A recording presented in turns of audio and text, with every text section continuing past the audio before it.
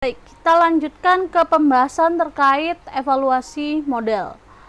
Nah, kalau kita membicarakan pengevaluasian model, ini ada beberapa pengertian yang perlu kita sepakati bersama ya.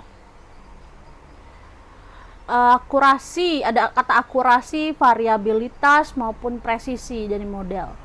Nah, kalau kita ngomongin ini bisa saja kaitannya dengan model, bisa saja kaitannya dengan data yang kita gunakan untuk membangun model. Kalau akurasi ini sebenarnya seberapa benar sih nilainya dibandingkan dengan pengukuran. Kalau data ini ngomongin inputan data, berarti seberapa benar sih data itu kamu ukur gitu. Melenceng atau tidak gitu ya. Tepat atau tidak. Tapi kalau variability ini kaitannya dengan homogenitas data. Apakah datanya homogen, apakah datanya heterogen? Kan kita berharap datanya masih homogen. Kita menggunakan pengecekan homogenitas ini di mata kuliah lain sebelumnya, di hidrologi dan geohidrologi. Kita menganalisa variabilitas dari data hujan misalnya. Kemudian presisi. Nah, presisi ini juga melihat kualitas dari si model gitu ya, atau si prediksi. Kalau kita ngomongin akurasi tadi kan cuman tepat tidak tepat gitu ya, bener enggaknya kamu mengukur. Tapi kalau presisi kita ngomongin angka gitu, seberapa precise, oh 90% nih, oh 85% nih precise. Jadi dia menyatakan suatu angka.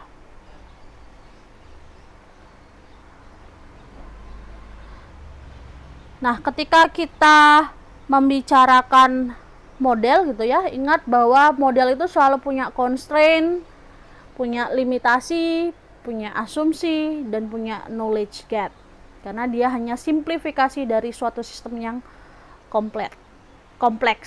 Sehingga kita perlu mengevaluasinya gitu ya, sebelum dia diterapkan.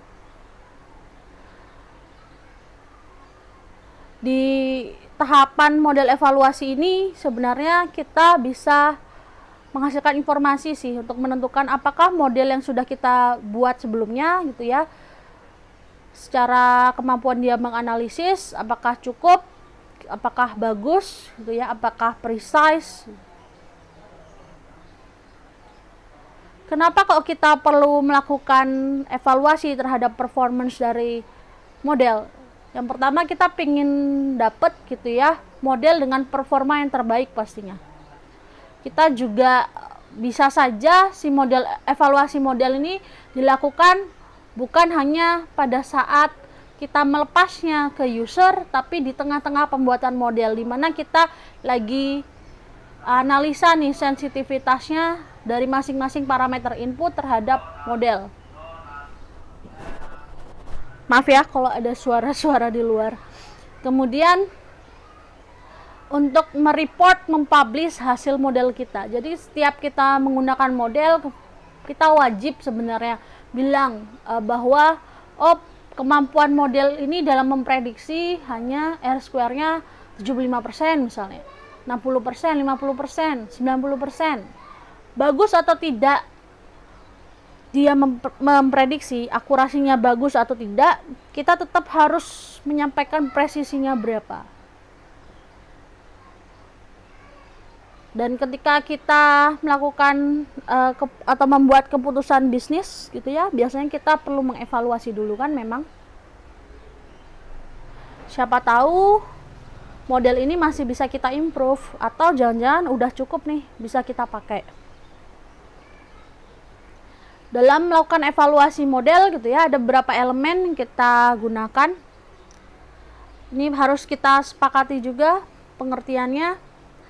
Kalau kita ngomongin goodness of fit, berarti kita mengukur ketepatan fungsi sampel dalam menaksir nilai aktual. Nanti akan ada penjelasan lebih detail. Apa sih yang dimaksud dengan itu? Kalau kita ngomongin bias, berarti kita lagi ngomongin penyimpangan sistematis antara yang terukur dan yang nilai benar. Jadi ada kata nilai benar nanti. Kita bisa nyebut dengan garis 1:1. Kemudian outlier dan residual pattern. Kalau outlier kita bisa bilang bahwa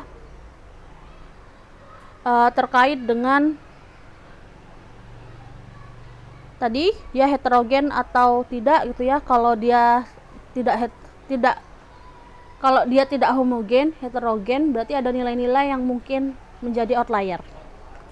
Residual itu adalah beda dari nilai yang diamati dengan nilai prediksinya. Sementara ada juga prediction error, yaitu ketidakcocokan antara harapan prediksi dan kenyataan.